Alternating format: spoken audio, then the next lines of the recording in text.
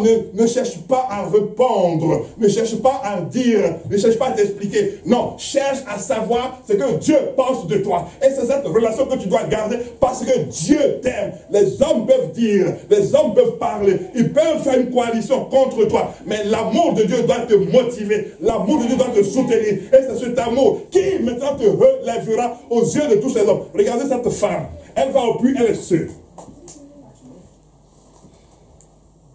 Et elle a un face à face avec Dieu.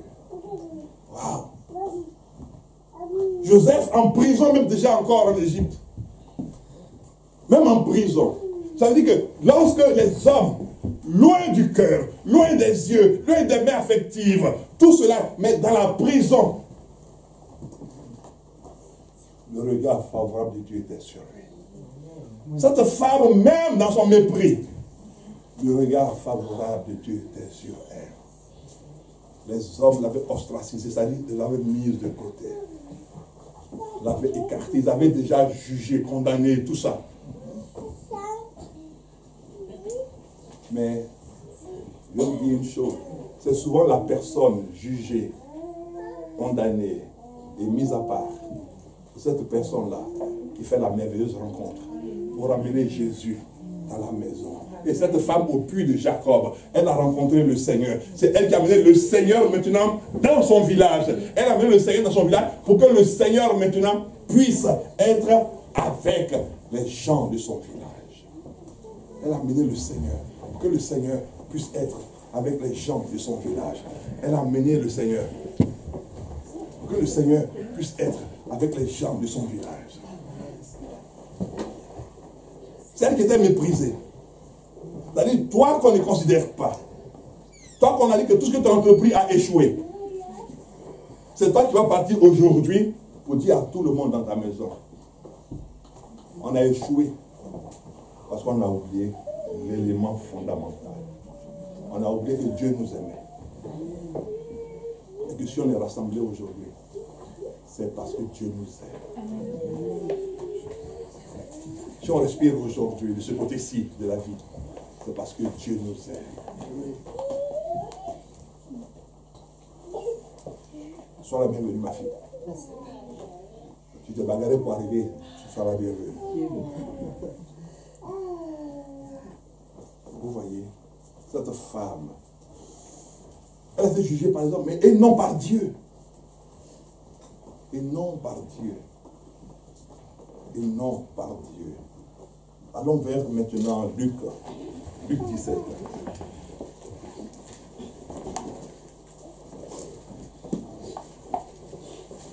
On parle toujours du don.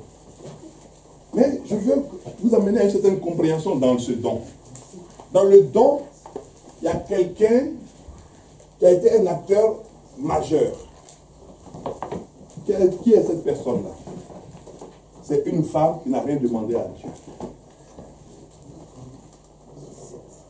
Elle n'a rien demandé à Dieu. Elle vivait sa vie tranquillement. Et il y a quelqu'un qui arrive, il dit, il s'appelle Ange. Il dit, tu vas être enceinte. Ah, est-ce que j'ai demandé à quelqu'un que moi je vais être enceinte?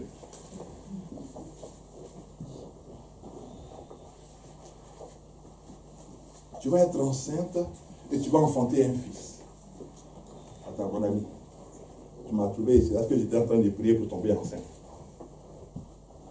Non, tu n'as pas prié, mais Dieu a décidé que tu vas tomber enceinte. Donc Dieu a décidé souverainement. Donc ça veut dire qu'il y a là, dans le don, il y a le bouleversement, le changement de la vie de quelqu'un. Suivez bien. Le bouleversement, le changement de la vie de quelqu'un. Ça veut dire que toi, tu es là aujourd'hui. Tu peux avoir fait ton programme. Que moi, je vais faire telle étude, je vais faire telle chose, je vais faire telle chose. La manière que cette jeune femme-là, elle avait fait son programme. Elle dit, à tel moment, je vais me marier. À tel moment, je vais faire ceci. Dieu dit, ma fille, fais toujours ton programme. Fais toujours ton programme. Moi, je te regarde, fais toujours ton programme. Et quand Dieu, son programme m'a coïncidé avec le programme qu'elle est en train de faire, Dieu dit, bon, maintenant, dans ton programme, là, tu vas le sursoir, tu l'arrêtes. Et c'est mon programme maintenant qui va s'accomplir. Seigneur, ce n'était pas comme ça l'affaire. Donc, ta vie elle-même est détournée pour le bien des autres. Pour la vie des autres. Est-ce que vous comprenez quelque chose? C'est-à-dire, toi-même, ta vie, tes projets, tu avais des projets, tu avais des choses, tu calcules ça, tu dis non, quand je vais faire telle affaire, je vais faire telle autre affaire, non, mais je vais avoir beaucoup d'argent, je vais faire ça, puis je vais avoir un grand diplôme, je vais faire ceci. Cette jeune femme-là, elle faisait le même calcul. Peut-être que toi qui es assis là aujourd'hui, avant de venir, tu faisais un calcul. Quand tu dis, bon, quand on va aller à l'église, quand on va finir, bon, demain, il faut qu'il fasse ça, il fasse ça, il fasse ça. Tu ne sais même pas si tu vas voir demain. Mais je te dis, tu verras demain, mais ce que tu vas vivre demain, ce ne sera pas pour toi. Et cette femme-là avait fait son plan. Et Dieu vient lui dire, ton plan, c'est pas ce que tu vas mettre en place. C'est mon plan. Il va supplanter ton plan. Donc mon plan va absorber ton plan. C'est pour cela que vous voyez des personnes qui avaient prévu, qui avaient fait un plan tout droit pour leur vie. Oui, je vais me marier, puis je serai tranquille. Je vais me marier, puis je ne fais rien du tout. Je serai un simple chrétien, rien du tout. Et puis Dieu te regarde, et puis tu pries sur le bas, tu pries. Et puis un matin, il touche ton cœur en même temps. Tu dis, ah, il ne comprend rien. Pourquoi est-ce que je dois me rapprocher encore de Dieu? Il touche encore ton cœur. Tu dis, ah, pourquoi il doit prier en langue? Il touche ton cœur, tu ne dors pas la nuit. Ah, pourquoi il ne dort pas la nuit? Tu dis, mais c'est pas possible. Est-ce que moi, j'ai donné quelque chose à quelqu'un? Il dit, tu m'as dit, mais c'est moi qui t'ai mis sur la tête, c'est pour un besoin. Oui.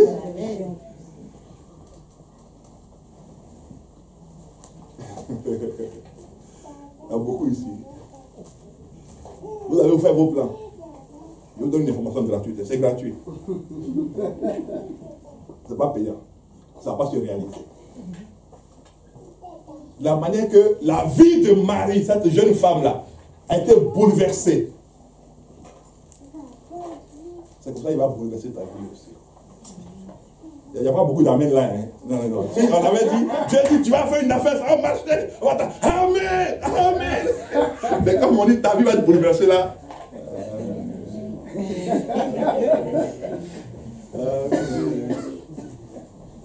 Moi, j'ai fait mon plan, j'ai fait mon programme. Et ma fille m'a dit, c'est que toi aussi. Quel est ce deal là?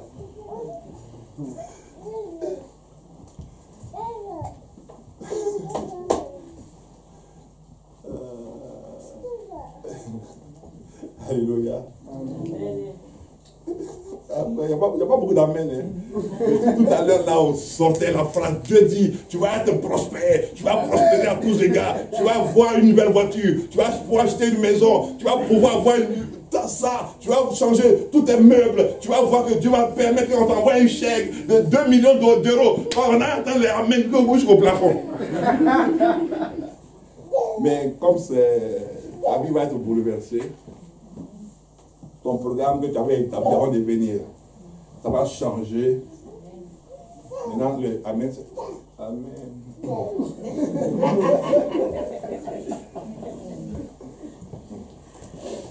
On fait comment?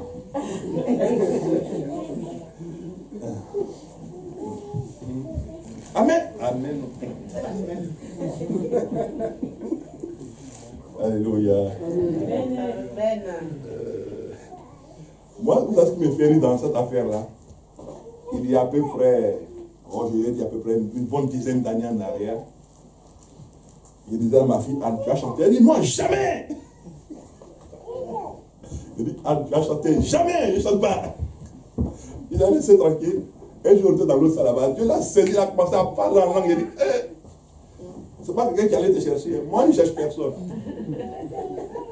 Après, ma maman dit, elle veut chanter. Ah. Elle venait à l'église pour s'asseoir et puis elle te tenait pour taper les mains. Est-ce que Dieu t'a dit, c'est tes mains, il cherche? Non. Cette femme-là, sa vie a été bouleversée. C'est le symbole du bouleversement de la vie des personnes. Quand Dieu décide. Alléluia. Amen. Parce que Dieu veut faire du bien à l'humanité. Et allons dans Luc 17. À partir du verset 11.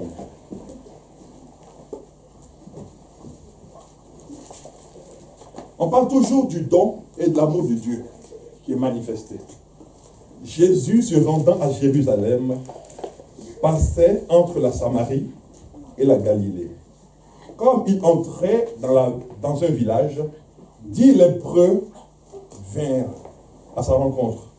Dis avec moi, 10 lépreux. 10 lépreux. Voilà. Dis encore avec moi, 10 lépreux. 10 lépreux. Mais les lépreux ont besoin de quoi? Vous voyez. Donc les lépreux, ils devaient être dans un endroit. Mais ils ont entendu et appris qu'avec Jésus, il y avait la possibilité de recouvrer la santé. Donc, dans le don qui a été fait à l'humanité, qu'est-ce qu'il cherchait dans ce don-là? Voilà, la guérison. Vous voyez? Donc, c'est pour ça que je vous dis que Dieu a mis tout cela en lui. Les lépreux se sont approchés, il n'a imposé la main à personne. Puisqu'il est loin. On a vu tout à l'heure que l'esprit est sur lui et l'esprit est en lui en même temps. Donc quand il parle, qu'est-ce qui se passe? L'esprit est en mouvement. Donc il dit, allez vous montrer au sacrificateur. Donc la puissance de la parole. C'est pour cela que dans le psaume 107, il dit, dans leur détresse, il criait à Dieu, il envoyait quoi? Sa parole. Donc il a sorti la parole. La parole de quoi? De guérison. Il dit, allez vous montrer. Donc la parole qu'il sort devient pour eux une parole de guérison. Amen.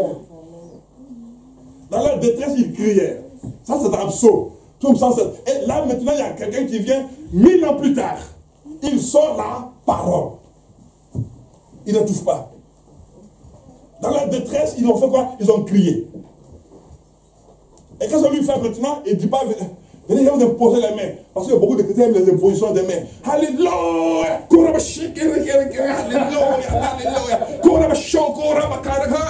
On dit, non, le pasteur, il a un esprit maintenant. Allez, venez, alléluia! Non, je me parle!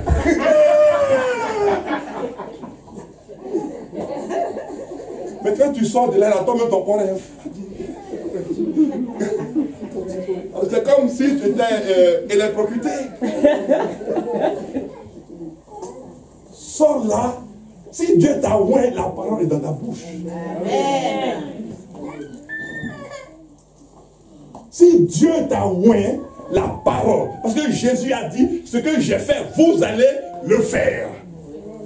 Donc, de la manière que j'ai parlé, vous allez parler. Et la chose va s'accomplir parce que je suis en vous. Vous êtes le temple du Saint-Esprit. Donc, vous avez été oué aussi. Et que quand vous allez déclarer une chose, elle se mettra en place. L'apôtre Paul n'a pas connu Jésus.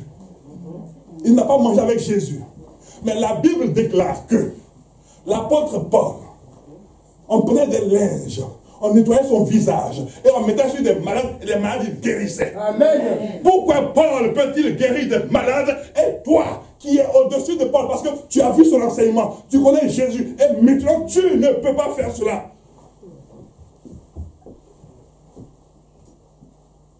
Tout simplement parce que tu ne sais même pas que Dieu t'aime et qu'il a fait sa résidence en toi. Et que comme sa résidence est en toi, quand tu vas déclarer une chose, la chose s'accomplira tranquillement. Mais il faut que tu sois là pour qu'on t'impose des mains. Non, je veux te dire une chose. Tu es aimé. Donc à compter d'aujourd'hui, redresse-toi.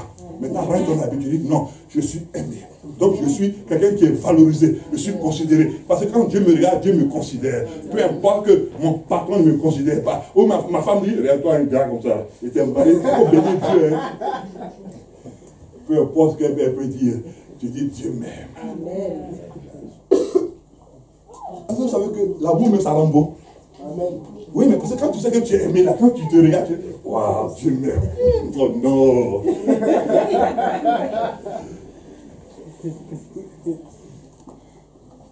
Alléluia. L'amour.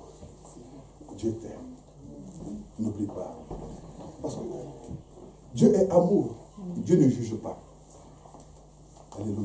Dieu est amour. Il n'a pas de jugement en lui pour toi. Non, sache-le. Dieu est amour. Il n'a pas jugé la femme prise en adultère. Les hommes ont vite fait de juger. On ne cherche pas à comprendre.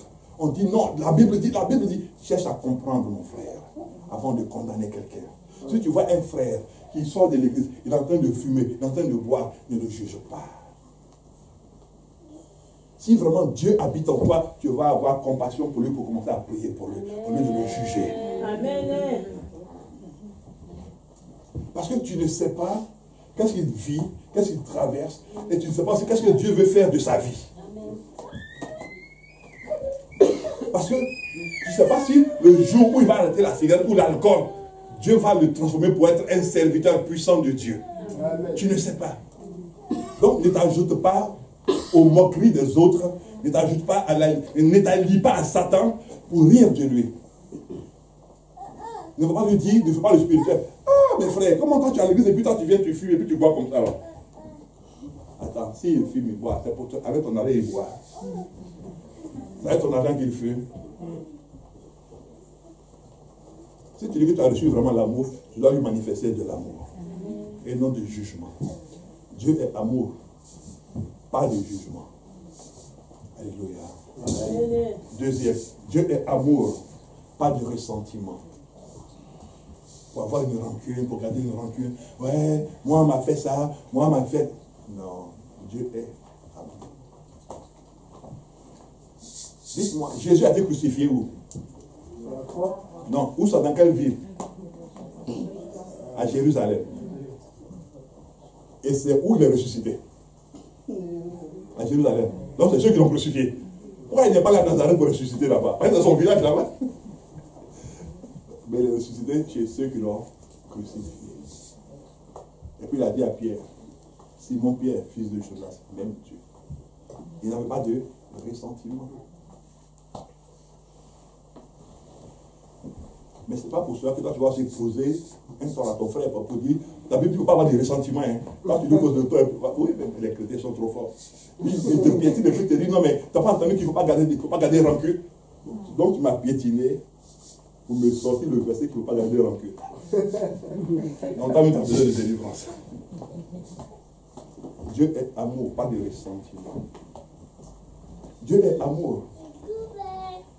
Riche en bonté et en patience. Dieu est amour. Mes bien-aimés. Dieu est amour, force inépuisable. Vous voyez, Dieu est amour. Aujourd'hui encore, nous sommes en train d'utiliser la force du Saint-Esprit. Force inépuisable. Dieu est amour. Ressources illimitées. Dieu est amour. Mes bien-aimés, voici le message que Dieu m'a mis à cœur pour vous en ce qui concerne l'amour de Dieu. Je veux que chacun de vous sache que Dieu est amour. Alléluia.